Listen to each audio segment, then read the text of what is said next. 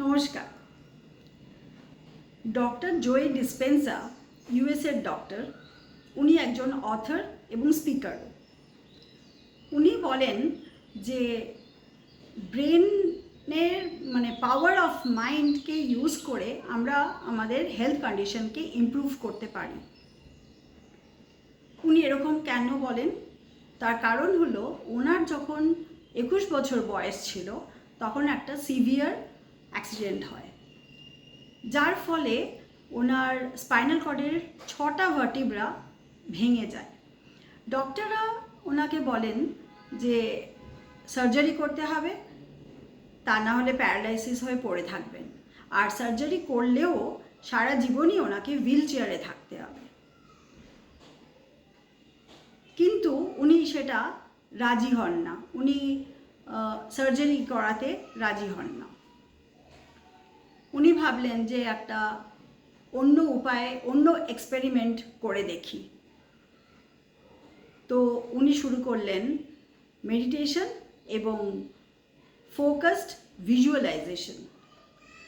মানে চোখ বন্ধ করে ভাবা যে ওনার ভার্টিব্রা একদম ভালো আছে, ওনার স্বাস্থ্য একদম ভালো আছে, স্পাইনাল কর্ডের সমস্ত ভার্টিব্রা, ভেইনস, মাসেলস, বোনস, যা কিছু আছে, অ্যাটমস, সেলস, সমস্ত কিছু আবার নতুন করে জেনারেট হচ্ছে।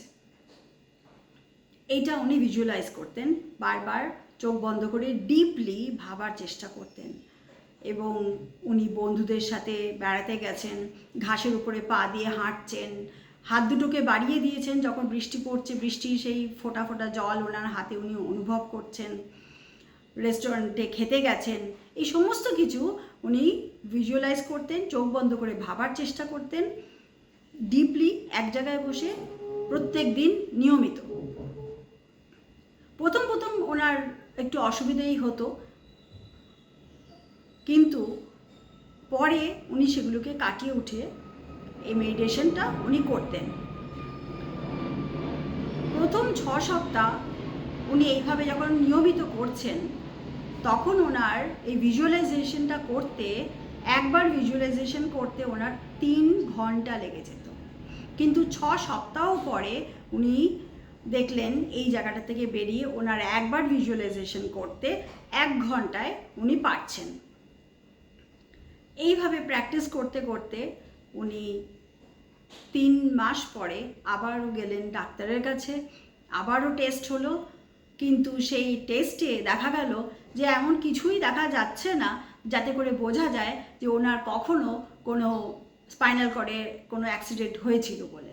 ডাক্তাররা তো একদম অবাক যে এটা কি করে সম্ভব হলো। এরপর উনি ভাবলেন যে ওনার জীবনে যদি ভিজুয়ালাইজেশন আর মেডিটেশন এতখানি ইম্প্যাক্ট ফেলতে পারে, এতখানি ভালো হেলথ কন্ডিশন ফিরিয়ে আনতে পারে, তাহলে অন্য মানুষের জীবনেও পারবে।